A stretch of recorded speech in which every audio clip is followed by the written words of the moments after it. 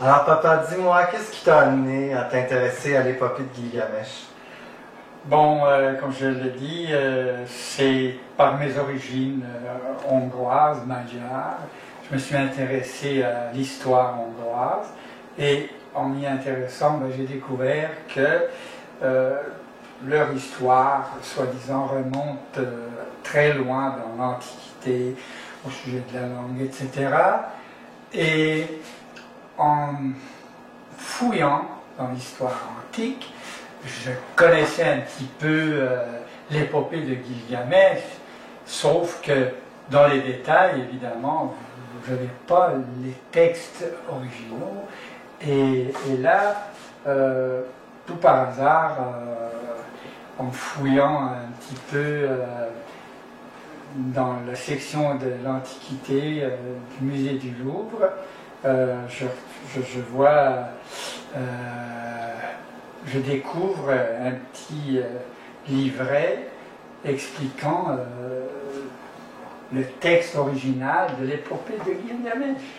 Parce que les plaquettes étaient au Louvre. Parce que les plaquettes étaient au Louvre, et on les avait vues une partie au Louvre et une partie au British Museum aussi, où on a été. Donc j'étais très curieux de savoir, et puis toucher visuellement aussi, concrètement, qu'est-ce que c'était, tout ça. Et alors évidemment, quand je suis tombé sur le livre, le petit livret, alors là, ça a été la révélation dans tous ces détails de l'épopée de Gilgamesh, qui finalement consiste en quoi? En l'explication de la création de l'homme, le déluge, l'épopée de Noé, la construction de la barque, les dieux, etc. etc. Et c'est là que tu t'es dit que tu allais dépeindre cette épopée-là. Oui, alors là, je me suis dit, il faut que j'illustre cette histoire-là, mais à ma façon, dans mon style à moi, c'est-à-dire le style que les gens appellent en anglais stick style, l'autre, c'est parce que je dessine avec des grandes lignes larges, soit abstraites et un peu figuratives. Donc, je me suis dit, ça serait extraordinaire de illustrer cette épopée à ma manière, dans mon style. Et tu as choisi délibérément de peindre l'épopée de Gilgamesh. On sait que pendant des années, ton médium favori c'était la céramique, en tridimensionnel, les fresques. Tu aurais pu décider de le faire en bois, tu aurais pu décider de faire de la sculpture, mais tu tenais à ce que ton œuvre ultime soit en fait une série de peintures. Oui, ça j'y tenais aussi, parce que même dans ma peinture, finalement, la technique que j'ai développée pour la technique de Gilgamesh, c'est en réalité un peu une espèce de cloisonné que j'employais en terre, terre cuite, etc. Donc c'est une réminiscence, ça. Mais le point de vue peinture, à cause de la qualité de la couleur que je pouvais contrôler et la grandeur aussi, la surface, etc.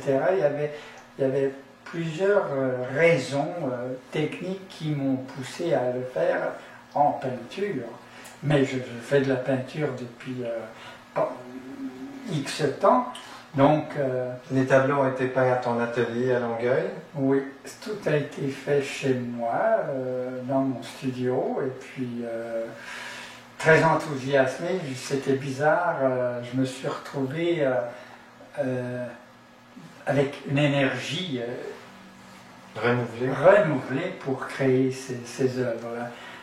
Parce que j'ai quand même un certain âge, et travailler des 10-12 heures dans ton studio, c'est des choses que je ne fais plus maintenant. Mais là, quand j'ai fait les Gilgamesh, j'ai passé des 10-12 heures dans mon studio, même après souper le soir, jusqu'à des 9-10 heures le soir, parce que c'était une motivation. Puis, je voulais aussi que ça soit terminé avant que quelque chose m'arrive. Donc, mais ça serait quoi la suite? La suite, oh mon Dieu, la suite, maintenant que j'ai je suis soulagé d'avoir terminé ces œuvres-là. C'est sûr que je me suis retrouvé avec plein d'énergie et j'ai une réaction aussi, si on peut dire, par rapport au style semi-figuratif des tableaux de Gilgamesh. À un moment donné, j'avais ressenti le besoin de faire de l'abstraction, c'est-à-dire sortir de la figuration qui m'a quand même préoccupé parce qu'il fallait créer ces images-là. Mais de façon stylisée, comme tu le disais, c'est ça. Cubique, linéaire, géométrique. Oui. Et tous les concepts artistiques se retrouvent finalement, et c'est ça la synthèse de mes œuvres. C'est les gens s'en rendent compte, je veux souligner que finalement, si j'ai inventé quelque chose, c'est parce que j'ai combiné plusieurs concepts artistiques qui ont vu le jour durant le XXe siècle. Géométrie, l'abstraction, l'impressionnisme, les couleurs, etc. Tout ça, ça se retrouve dans mes œuvres de Gilgamesh. Là, tu me poses la question, qu'est-ce qu'il y a après? J'ai refait une série de tableaux inspirés des œuvres que j'avais fait en hommage à Bourdieu. Là aussi, c'est une question technique simplement. Et j'ai repris cette technique-là, puis j'ai beaucoup aimé. J'en ai fait quelques-uns, des affaires très splashées, très spontanées, qui ont quand même un dynamisme. J'ai bien aimé ça. Mais j'ai regardé aussi mes œuvres antérieures, les photos, etc. Et les dessins. Les dessins. Et les œuvres religieuses aussi, parce que j'en ai fait des œuvres religieuses. Et les dernières murales que j'ai faites pour le sanctuaire du Cap de la Madeleine, je les ai regardées, les photos, l'autre jour, puis je me suis dit, bon, j'ai fait la dernière scène, j'ai fait 5, 6... chemin de croix aussi. C'est ça, oui. Mais là, en regardant les photos du sanctuaire, là je me suis dit, ah ben la dernière scène est super, il faudrait que je le fasse en très grande dimension en peinture. Donc j'ai ça dans le collimateur que je prévois de faire aussitôt que les possibilités se présentent. Parce que c'est quand même pas si facile d'entreprendre une œuvre.